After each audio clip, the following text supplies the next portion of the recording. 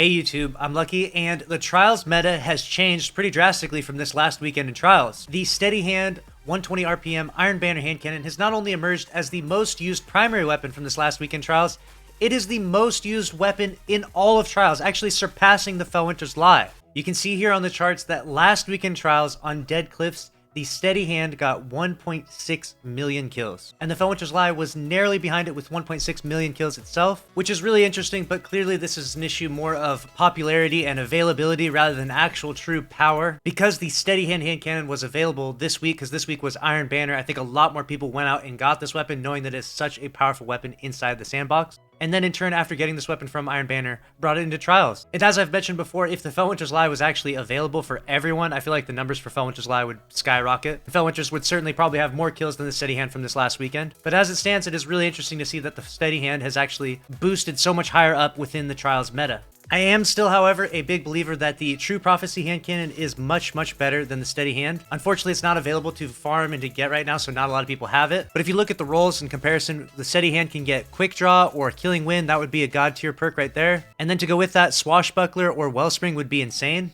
But when you look at the True Prophecy just has better perks all around. The rangefinder perk on this weapon just turns it into an actual scout rifle. 120s already have like the most insane range right now. Adding rangefinder is just unbelievably good. And unfortunately, the Steady Hand cannot roll rangefinder. Along with that, I have a roll that actually has Demolitionist, which I absolutely love. It's really crazy. Obviously, I can get my grenade back a lot more, which is really good in the stasis meta right now, where those stasis grenades are so OP. But a Rampage roll is just too good. Like, if you were to get rangefinder Rampage, that roll is just S tier. And if not that, even Time Payload is really good, because this will actually make people flinch twice. So the overall perk pool for the True Prophecy is just a lot better than the Steady Hand, in my opinion. And so we're seeing the Steady Hand rise in popularity, mostly due to availability, and to the absolutely incredible ease of use of these 120s. I don't know if you know this, but I'll play a clip here for you to give you an example of how easy it is to use these weapons. This is my friend here. He's sitting across the map, and I'm going to shoot him right in the waist right there.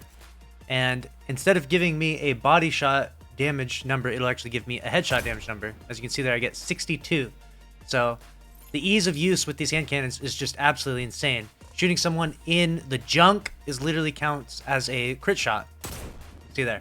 120s are just so unbelievably easy to use. You just have to hit one headshot and two body shots, and as you can see in that clip there, it's really not that hard to hit a headshot. I mean, even when you're shooting for the body, sometimes it gives you free headshots. So we are truly in a 120 RPM hand cannon meta, and knowing Bungie, they're not going to update or change the sandbox drastically for at least like another year. So it will be exciting and interesting to see what new weapons we get in the future that play into this 120 RPM hand cannon meta. Perhaps a strong, viable energy 120 RPM hand cannon. That would be interesting. I would love to use that. But now I'm going to go over the rest of the meta report. So we've got the number 3 most used weapon is the Adored Sniper. No surprises here. Obviously, like I mentioned before, Beloved and Revoker got the axe, so really the only viable option is the Adored. The 4th most used weapon is the exotic hand cannon, the Sturm, another 120 RPM. The 5th most used weapon is the True Prophecy hand cannon, like I've talked about many times, another 120 RPM hand cannon. The 6th most used weapon is the Arbalest. Now this is obviously one that's more used on console than on PC. And in the 7th spot, we have the 7th Seraph CQC-12 shotgun. Now this is obviously only used by people that don't have the Felwinter's Lie. If you don't have the Felwinters, this is a great substitute, but if you have the Felwinters, there's no reason why you would ever want to use this shotgun over the Felwinter's Lie.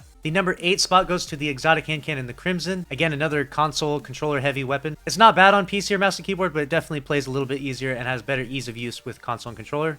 And the same thing goes with the Last Word, the number 9 most used weapon. And in the number 10 spot, the Dire Promise is the only 140 hand cannon, just barely hanging in there. Crazy to see how the 150s were changed into 140s, and now the 140s have almost been completely phased out of the meta. I mean, last season and for multiple seasons of Trials and for Destiny 2, it's been all about the spare rations and the Dire Promise for a long time now. And those days are long behind us. I'm not going to go over the console data because it's very comparable to the overall data for this weekend, but I will go over the overall player-based data. This weekend, we had 144,000 unique players playing Destiny 2 Trials of Osiris. As I've mentioned before, I feel like the true healthy mark for Trials is around 200 to 300,000 at the very lowest. We've had weekends with over 1 million players at one point in time, and even with this weekend giving a new Adept mod and the Adept Sniper Rifle, it still didn't grab the attention of the majority of the player base, which is unfortunate, and hopefully from here on out we don't see any extremely dead weekends.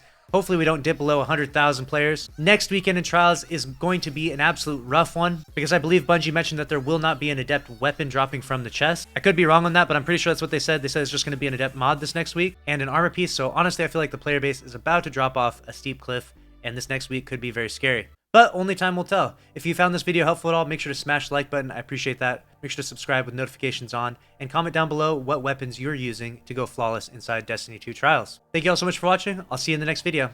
Later.